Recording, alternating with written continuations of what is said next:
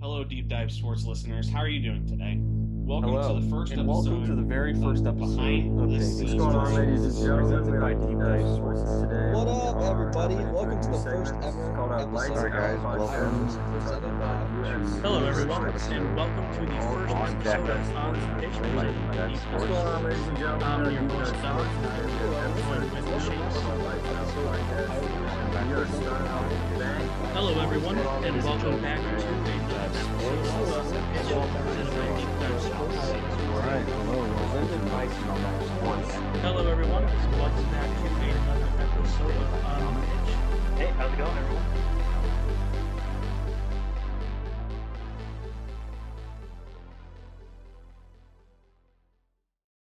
How's it going, Deep Dive Sports fans?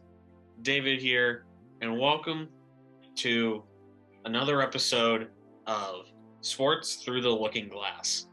I know that it's been a minute since we've done one of these YouTube videos, but Dom and I are back, and we're going to go at it again. So, in today's episode, we are going to be covering the FIFA World Cup, which will be occurring at the end of the year. And I know that Dom is a big fan of football/soccer, Oh, yeah, it's my favorite sport. of course. And I am not that big of a soccer or football fan myself. That's right. Well, I'll bring you over to the dark side. Don't worry about it. Eventually, we'll have to go to a soccer game or a football game at some point. Oh, yeah.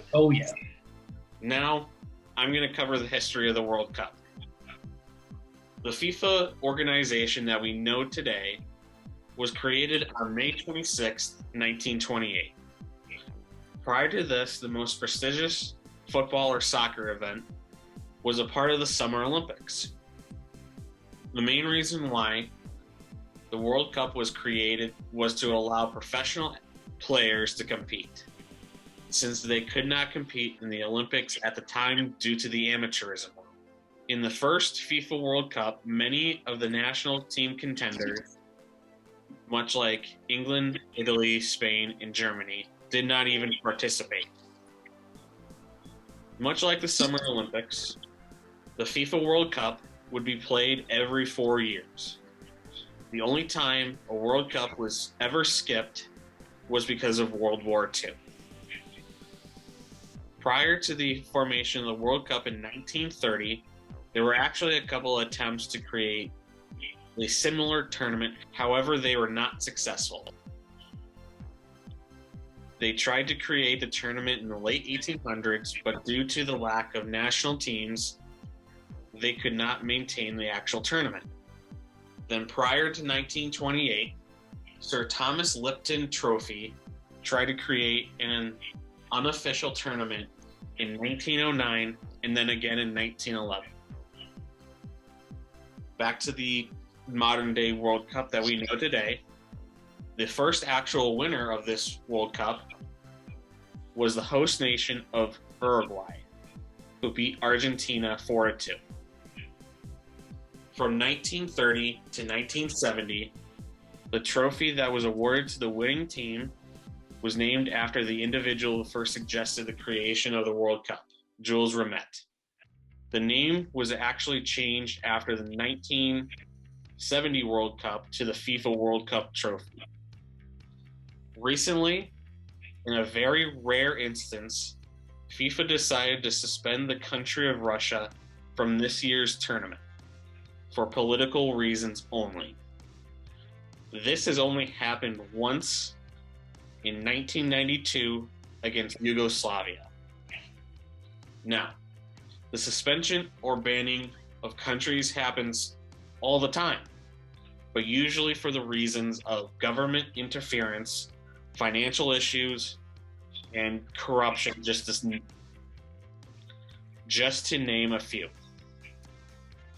And I think it's important to point out that that's, government interference with the football governing body, or corruption with the football association, or financial issues with the football association of a specific country. That definitely is a very good way to put it. And to give some examples, this year they suspended Kenya and Zimbabwe and for, like we said, government interference in the actual tournament itself in some way, shape, or form. And for the same reasons, they banned the countries of Chad and Pakistan last year. Then from 1988 to 1990, the country of Mexico was actually banned for using players too old for the Juniors World Tournament. And one of the most famous examples prior to Russia was actually Chile in 1989. They were banned on the grounds of doping and sporting corruption. And for those who don't know, sporting corruption involves match fixing, manipulation, spot fixing, and similar activities. Now, there's a bunch of different other examples of countries being suspended and or banned from the FIFA World Cup. But I just wanted to cover a few examples so that you could get an idea of what we were talking about. Anyways, I'm going to hand it off to Dom to explain why the FIFA World Cup is so important to the football and or soccer world, whatever you call it. And then he'll give his thoughts on how the tournament will go as it sits right now, being in the qualifiers. Thanks, David. So I think there are three reasons why the World Cup is so popular. First, familiarity with the sport being the most popular sport in the world. Most people outside of the U.S., soccer is their favorite sport. Secondly, I would say national pride, because the tournament consists of national teams. You got people in, their home countries that root for their national teams, and they're really proud of their national teams, and they bring a lot of enthusiasm to the games, and viewership ratings in these countries is through the roof. Third, I would say familiarity with the players, since professionals are allowed to participate. All the big stars across soccer are playing for their respective national teams. So not only are fans proud of their home team, their home nation teams, they're fans of the players already from their home countries, and they're big stars. So that's already going to draw a lot of attention. And then just it being the most popular sport in the world, it's kind of the perfect trifecta of, what you'd want in a tournament. Yeah, because soccer is like, if not already the most popular sport, it's like the second most popular to cricket. Yeah, last time I looked it up, soccer is still number one. Cricket was number two. I forgot what was number three, but that could be an episode. That could be a later episode. Which, shout out, by the way, to our cricket episode that we did a while back. A long time ago. In terms of how I think the tournament's going to go, they're still in the qualifying stages right now. Those will be going on for the next couple months. But for the most part, we have an idea of who's going to be in it, because it's pretty much the same teams every year. The qualifiers are really just for figuring out who is just going to sneak into the tournament at the last stages. Just looking at some of the rankings right now, you got Belgium, Brazil, France, and Argentina as the top four teams in the world. I wouldn't be surprised to see England, Italy, or Spain make a deep run at the tournament. I like those three teams there. But right now, if I had to go just off of current rankings and how teams are playing, I think I would not be surprised to see Italy or Belgium in the final. All right. Question. US. Answer. Huh? Answer. Okay. For a second there, I thought you said something completely different there. U.S. National team. What do you think they're going to do? Well, they're definitely going to qualify. Right now, they're ranked 13th in the world. They have improved significantly over the last 5 to 6 years, because they didn't even qualify. They didn't qualify for the last World Cup, and I think they barely made it into the one before that. I think they're a good young team. They're definitely an up-and-coming team. They've got a lot of potential. They got a lot of young talent. They'll definitely qualify. Whether they get out of the group stage or not is yet to be seen. But I think the best days for the U.S. national team are down the road. I don't think they'll compete for anything right now, but in the 2026 to 2030 World Cup, yeah, I think they can make some noise. Yeah, and that definitely is something to say, because if you listen to our 2-minute drill, I'm always a future guy, because I'm always trying to pick up draft picks for our GM series. So shout out to that. But yeah, any final thoughts on this episode? I am just so excited for the World Cup. After, the last couple years with, everything in the sporting world kind of being on shaky grounds with COVID, knowing that, the World Cup's going to happen, the location of it, that's. Where is this year's World Cup? It's in Qatar. So it's a pretty controversial pick for a host nation. There's a lot of controversy surrounding why they were picked in the first place because, so historically the World Cup is held in the summer. But if you go to Qatar in the summer and it's like 120 degrees, it's not really safe to be going out and playing soccer. Yeah. So that's why they moved it to the winter this year, because of health and safety reasons. Yeah. I'm just so excited. And anytime you get to watch a big soccer tournament, I'm all about it. Yeah.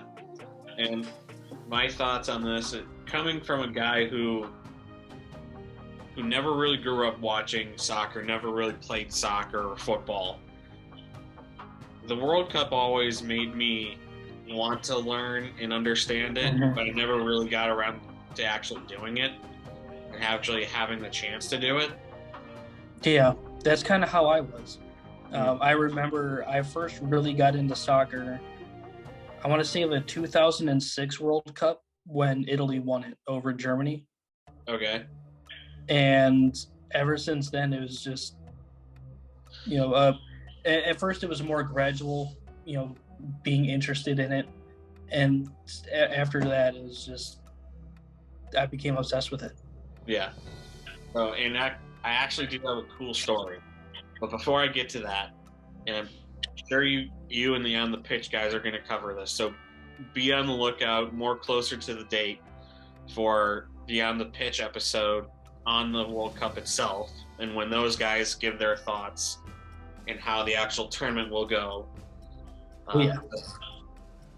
Shout out and be on the lookout for that. But my cool story.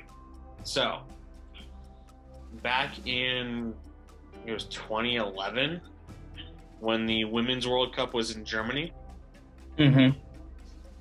I actually was in Germany when the championship happened against. Oh, really? It was Japan and the United States. And I was in Germany visiting my older brother, who was living in the country at the time. And we actually happened to be at a bar or pub, whatever they call it, watching the game. That's really cool. Yeah. So I got to watch pretty much the entire game, sitting at a German bar and watching the fans. And I remember some of the fans were rooting for Japan because Germany had lost to Japan like a week or two before. And they wanted to lose to the champion, what they felt would be the champion. That's fair. So that must have been one amazing atmosphere to watch a game at. Oh yeah, it was really fun. So maybe that's the return of Story Time with David, if you remember that from a while back. Oh yeah. But yeah, So, I know this is probably another quick episode, but we wanted to give people some history and some context of why the FIFA World Cup is so important to the football world. So, Dom and I want to say thank you for tuning in to another episode of Sports Through the Looking Glass, and we'll see you next time.